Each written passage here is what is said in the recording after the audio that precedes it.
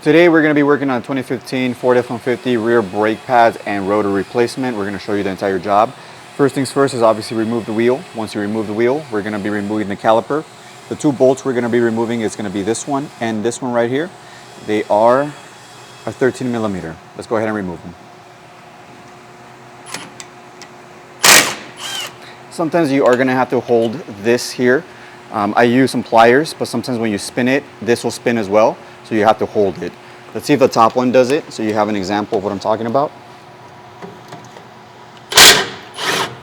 You see how it's kind of spinning, but luckily this was going fast enough for it to come loose. But if it does spin, just hold it with some pliers and you'll be able to remove the bolts. Okay, next step is going to be to remove the caliper. We're going to be using a pry tool. Obviously a flathead is good enough. Just put it right here and pop it out nice and gently.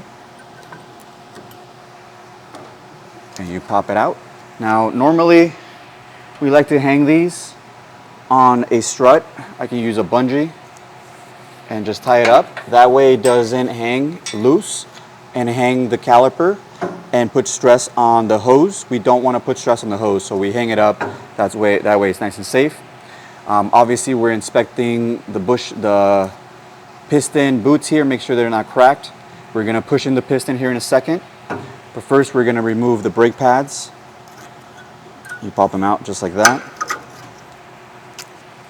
And now we're going to be removing the caliper hold down bracket. There's going to be two bolts on the back of them, and I believe they are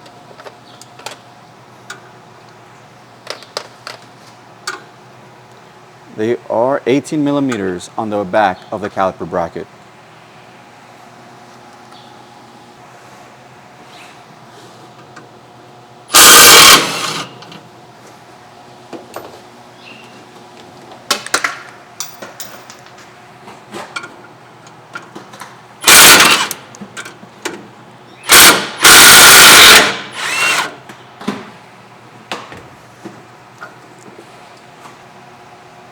Now we're going to remove the rotor. Now in some cases this is pretty tough to remove, so you have to hit it with the hammer. This one seems like it is coming out gently.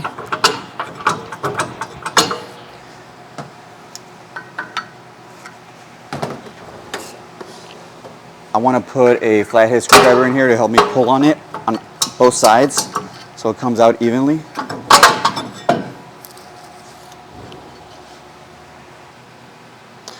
Next step is, after you remove the rotor, sometimes this hub will get really rusty. So you take a wire brush and just clean off everything as best you can. And then sometimes we even put a little bit of anti-seize here so that when the new rotor goes on, it doesn't become a huge headache to get it off after you do the next brake job. Putting anti-seize on the hub, make sure that the rotor does not get stuck. And back on the brand new one.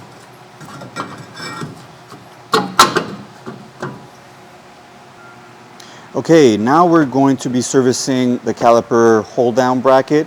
Generally, if these clips are no longer good or they're broken or they're too rusty, you would have to replace them. And you basically pop them out and pop them back in. In this case, we don't have to do that because they're still in good shape. And obviously, we're going to clean them up using a wire brush to get off all the rust and all the debris. Same thing on this side. And we want to do this so that the brake pad will slide back and forth nice and easily and there's no rust there that will bind them up. So make sure that they're nice and clean. The next thing you're going to do is you're going to remove this pin on both sides because they do take grease. You want to make sure we grease these with every brake pad replacement.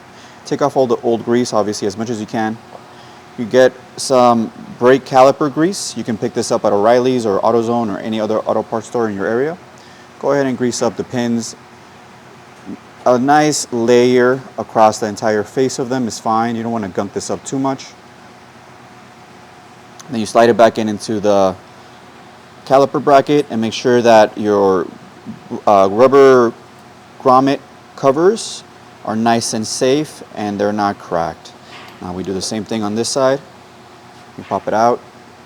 And just so you guys know, there is two different types. There are two different caliper pins. As you can see here, this one has a rubber grommet at the end of it. This one does not. This one goes on this side, which will be on the bottom side. if you're on the passenger side of your brakes. It goes towards the floor. So make sure that you take it out, you clean it off, and you also grease it.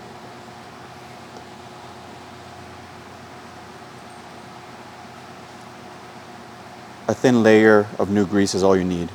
Slide it back in, make sure that the boot isn't broken or cracked, and make sure it slides it back in and out nice and easy.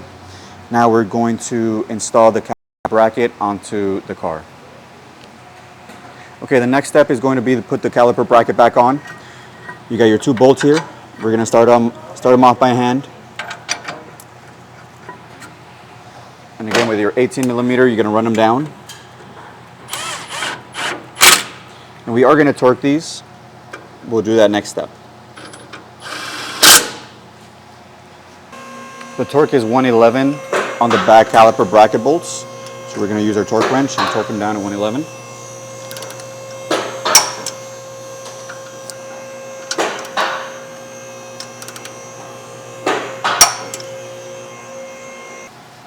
Okay, now we're going to put the brake pads back on. As you can see here, they're kind of hooked.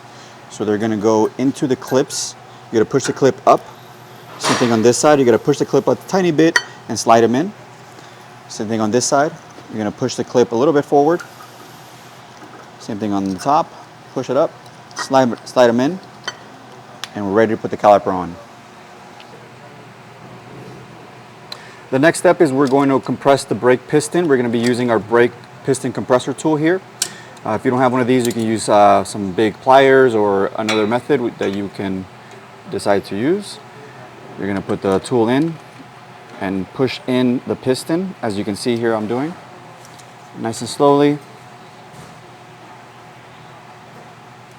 All the way down. Okay, now we get that out of the way. And we're going to install the piston onto the brake caliper bracket now. Push it in. Oh, make sure that these backing plates do not fall off, obviously. Piston in, push in on the pins. Sometimes they don't allow the caliper to slide in. And now we're going to install the 2 bolts that hold down the caliper. Okay, now we're going to install the 2 caliper bolts. They're 13 millimeters, so run them down by hand. And we are going to torque these down. The torque for these bolts is 24 foot-pounds.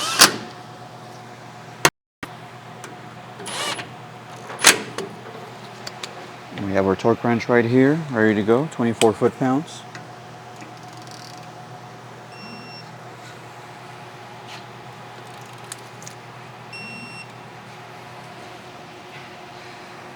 That's how you do the brakes on a 2015 Ford F-150. The last step you have to take is obviously do the other side, which is exactly the same as this side. And then once you're done and put the wheels on, you're going to go in the car and you're going to pump the brakes about 3 to 5 times before you start the vehicle. Once you pump the brakes and then you take up the slack that is in between the piston and the brake pad, then you can go ahead and put the car into drive and then drive off. But do not drive off unless you pump the brakes first.